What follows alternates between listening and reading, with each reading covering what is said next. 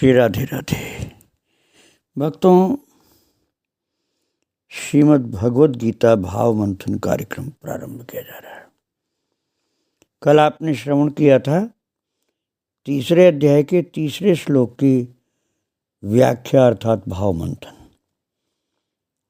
श्लोक का उच्चारण, शब्दार्थ और भाव मंथन ये आप कर चुके थे, लेकिन फिर भी अब इस श्लोक का एक बार पाठ करते हुए आपको भाव मंथन में पुनः लेकर चल रहे हैं।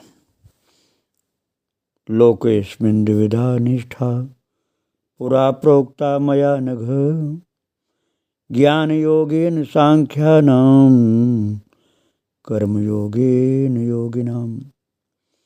भगवान करें अर्जुन से, हे निष्पाप अनघ अर्जुन, इस श्लोक में दो प्रकार की निष्ठा मेरे द्वारा पहले कही गई है।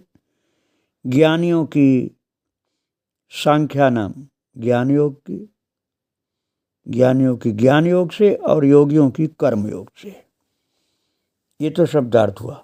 अब इसी पर चर्चा में कर रहा था। एक तो निष्पाप की बात कि अर्जुन युधिष्ठिर लोग बहुत से युद्ध किए थे फिर भी निष्पाप थे, उसका कारण क्या था, कल इसकी चर्चा हुई थी। और भगवान ने दो प्रकार की निष्ठाएं बताई थी, ज्ञानियों की और योगियों की।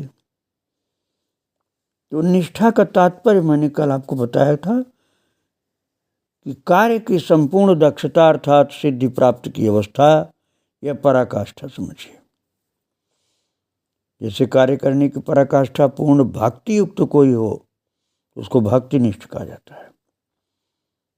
तो प्रभु बता रहे थे और आप श्रवण कर रहे थे कि सांख्य और कर्म योग की दो निष्ठाओं में क्या अंतर है। थोड़ा सा कठिन शब्द है भक्तों ये, लेकिन धीरज के साथ आप सुनेंगे तो समझ में आएगा। तो दूसरे अध्याय के भाव मंथन में मैंने आपको बताया था कि सांख्य का तात्पर्य होता है 10 इंद्रियां, 5 इंद्रियों के विषय, 5 महाभूत, मन, बुद्धि, अहंकार और चित्त, इनको मिला के कुल 24 होते हैं। उनमें से 5 महाभूत स्थूल हैं और शेष 19 होते हैं सूक्ष्म। इन 19 तत्वों की संख्या ही सांख्य का आधार है, ये मैंने आपको बताया था। तो सांख्य के साधक के लिए ज्ञान योग की बात कही गई। जो 19 तत्वों के विषय में विचारवान व्यक्ति है वह सांख्य या सांख्य योग का साधक। ज्ञान योगी कौन हुआ? ज्ञान योगी वो हुआ जिसने 19 सूक्ष्म तत्वों के ज्ञान को पचा लिया, आत्मसात कर लिया। उसको अच्छी तरह ज्ञात हो गया कि प्रकृति के जो तत्व हैं, गुण हैं, वो प्रकृति के अनुसार आपस में वर्तते रहते हैं और आत्मा प्रकृति का अंश नहीं है। आत्मा चिदंश है, प्रकृति जड़ अंश है। इसलिए जो ब्रह्म में स्थित रहता है, जिसकी ब्रह्माकार स्थिति निरंतर बनी रहती है, वही ज्ञान योगी है। उसको प्राप्त होकर फिर कभी कोई मोहित नहीं होता है। इसलिए प्रभु ने वहाँ कहा था दूसरे अध्याय के अंत में, एषा ब्राह्मी स्थिति पार्थ नैनाम प्राप्य विमोहयति। और कर्मयोगेन योगिनाम ये कहा अभी तीसरे श्लोक में, तीसरे अध्याय में। तो कर्मयोगी कौन हुआ? गीतोक्त कर्मयोग का साधक और जगह कहे गए तथाकथित कर्मयोग से अलग है। अब आप कहेंगे तथाकथित आप करें, सो कॉल्ड उसको क्यों करें? बात ये है भक्तों कि कई लोग कर्मयोगी अपने को बोल देते हैं और जानते नहीं कि कर्मयोग होता क्या है। इसलिए मैंने ऐसा बोला। जैसे पूजा पाठ ध्यान जप, कोई भी भक्ति का साधन, कोई भी ज्ञान का साधन, कोई भी आध्यात्मिक साधना तो करते नहीं, आलस में पड़े रहते हैं। और महाराज अपने को बोलते क्या हैं सामाजिक व्यक्ति बोलते हैं कि हम तो समाज की सेवा में लगे हैं, अब भगवान की भक्ति बिल्कुल नहीं करते। वो कहते हैं कि भजन वजन जो है, हम तो ये सब कुछ करते नहीं, हम तो सामाजिक व्यक्ति हैं, हमें कोई दिखावा करना है। वो कुछ सामाजिक कार्य कर लेने के बाद समझते हैं कि हम कर्मयोगी हैं, हमने समाज का कुछ काम किया तो हम कर्मयोगी हो गए। वास्तव में वो कर्मयोगी नहीं है। गीता का कर्मयोग निष्काम कर्मयोग है। निष्काम कर्मयोग का तात्पर्य होता है अपनी कामना की पूर्ति के लिए, अपने लाभ के लिए, अपने चाह के लिए जो कर्म नहीं किया गया है और वो काम परोपकार के लिए किया गया है, उसमें लेश मात्र भी स्वार्थ की गंध नहीं, वो निष्काम कर्म है। और भक्तों, मैं आपको पहले सुना चुका हूँ, भगवान ने दूसरे अध्याय में कहा था, बुद्धौ शरणं मन्विच्छ कृपणा फल हेतव। बुद्धौ शरण मन्विच्छ, तुम समत्व बुद्धि की शरण में जाओ, अर्थात स्थित हो जाओ। समत्व बुद्धि में स्थित होकर कर्म करो तो निष्काम कर्म कहा जाएगा।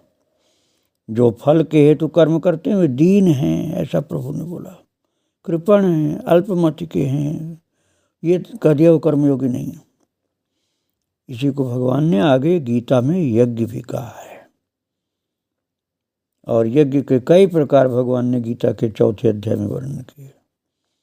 लेकिन उन सब का सार भगवान ने बतलाया कि जहाँ पर निश्चित रूप से कोई कामना नहीं रहती है तथा सच्चा परोपकार का भाव रहता, वहीं यज्ञ है। उसी को भगवान ने मदर्थ कर्म कहा, अर्थात मेरे लिए कर्म करो। इसी को भगवान ने तदर्थ कर्म कहा, अर्थात यज्ञ के लिए कर्म करो। तो जो समत्व बुद्धि योग, निष्काम कर्मयोग, मदर्थ कर्मयोग या तदर्थ कर्मयोग है, उसमें शरीर का योग मुख्य होता है। शरीर के बिना वो कर्म हो नहीं सकता। इसलिए सामान्य साधक के लिए एक निष्ठ में हुआ वो, तो एक निष्ठा उसकी हुई कि शरीर के द्वारा शुद्ध सत्कर्म करना, और दूसरे शरीर में, शरीर का दूसरी जो है निष्ठा, उसमें शरीर का योग नहीं, मन का योग होता है। शरीर अलग, अर्थात उधर भले सक्रिय न हो, लेकिन मन की ब्रह्माकार वृत्ति बनी रहती है, उसी में वो स्थित रहता है, डिगता नहीं। वो ज्ञान योग की निष्ठा है। और जो कर्म योग में निष्ठ हो गया, उसका शरीर निरंतर परोपकार में, सत्कर्म में, यथार्थ कर्म में, तदर्थ कर्म में, मदर्थ कर्म में, समत्व बुद्धि योग में, निष्काम कर्म योग में समर्पित रहता है। उसका जीवन सिर्फ परोपकार के लिए, अपने स्वार्थ के लिए नहीं होता।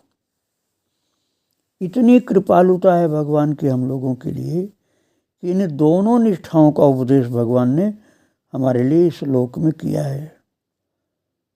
अरे ये निष्ठा, ये उपदेश, ये जो मैं अभी तक बता रहा हूँ आपको, ये भगवान ने गोलोक में नहीं किया। अस्मिन् लोके मया प्रोक्ता, ऐसा बोलते हैं, अर्थात धरती पर हम लोगों के कल्याण के लिए किया। अस्मिन् लोके जैसे यहाँ आकर के किया है। और प्रभु कहते हैं कि सांख्य योगियों के लिए ज्ञान योग की निष्ठा और साधकों के लिए कर्म योग की निष्ठा।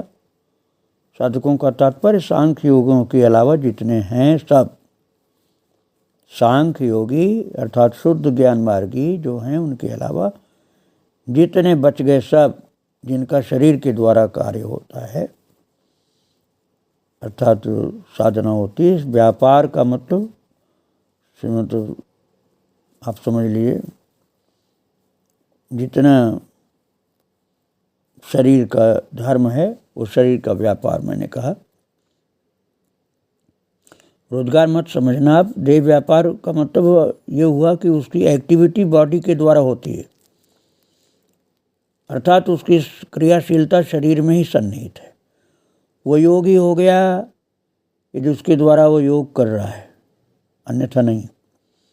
जैसे गणित में 2 गिनतियों के जोड़ का नाम योग कहलाता है, ऐसे आध्यात्मिक विद्या में जीव का भगवान से अपने को जोड़ने का प्रयास योग कहलाता है।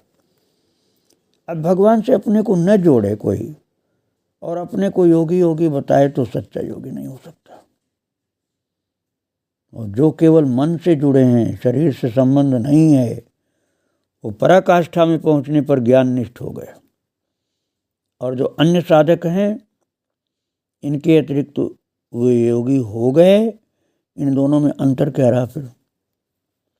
अंतर ऐसे समझिए कि जैसे कोई बहुत सुंदर पका हुआ फल थोड़ी ऊंचाई पर पेड़ में लटक रहा है और इतना स्वादिष्ट है कि देखने वाले का मन हुआ कि जल्दी से लाओ खाओ। अब दो तरह के व्यक्ति हैं यहाँ पर।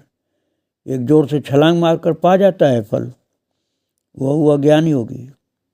और दूसरा सीढ़ी लगाकर फल तोड़ता है, उसे थोड़ा ज़्यादा समय लगा किंतु आराम से फल पा लिया, ज़्यादा उछल कूद गिरने का डर नहीं, वो कर्मयोगी हुआ। फल या परिणाम दोनों का एक ही है। नाले का पानी भी समुद्र में पहुंचकर नदी के पहुंचे हुए पानी का रूप धारण कर लेता है। बस ये है कि उसकी उतनी गति नहीं होती जितनी कि नदी की है। ज्ञान योगी तीव्रता से पहुंचता है, जल्दी पहुंचता है, लेकिन उसकी उड़ान मजबूत होनी चाहिए। और अन्य व्यक्ति धीरे धीरे क्रमशः चढ़कर वही फल प्राप्त करता है। इसलिए भगवान ने कहा ज्ञान योगेन सांख्यानाम कर्म योगेन योगिनाम। भक्तों, ये मैं जो ज्ञान योगी के अलावा बता रहा हूँ ना, उसमें भक्त भी आते हैं। उसमें एक और आगे शाखा हो जाएगी, एक ज्ञान योगी, दूसरा कर्मयोगी मैं अभी बता रहा हूँ। अब वो कर्मयोगी में ही निष्काम कर्मयोगी जो होता है, वह भक्ति का रूप प्रभु से जुड़ करके धारण कर लेता है। वो आगे चर्चा में आपको सुनाऊंगा। ज्ञान योगी भी यदि कन्हैया के दीवानों में रंग गया तो भक्त हो जाता है, और कर्मयोगी भी कन्हैया के दीवानों के रंग में रंग गया तो कर्मयोगी भी भक्त हो जाता है। लेकिन वो बात मैं आगे आपको सुनाऊंगा। ये मैंने तीसरे श्लोक का भाव मंथन किया अभी तक, ज्ञान योगेन सांख्यानाम कर्म योगेन योगिनाम। अब चौथा श्लोक प्रभु बोलते हैं। आइए आज हम चौथे श्लोक का पाठ कर लेते हैं और आगे शब्दार्थ और भाव मंथन करेंगे। चौथा श्लोक। न कर्मणा मनारंभान नैष्कर्म्यम पुरुषोष्णुते न च सन्निसनादेव सिद्धिं समधिगच्छति। न कर्मणा मनारंभान नैष्कर्म्यम पुरुषोष्णुते न च सन्निसनादेव सिद्धिं समधिगच्छति। ये चौथे श्लोक का पाठ रहा। अब इसका शब्दार्थ और व्याख्या अर्थात भाव मंथन हम कल करेंगे। वो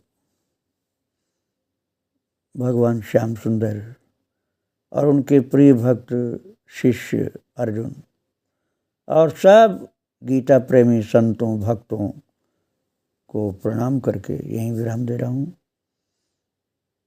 ये दिव्य उपदेश आगे जारी रहेगा। श्री राधे राधे। वृंदावन बिहारी लाल की जय, राधा रानी की जय। श्री राधे राधे।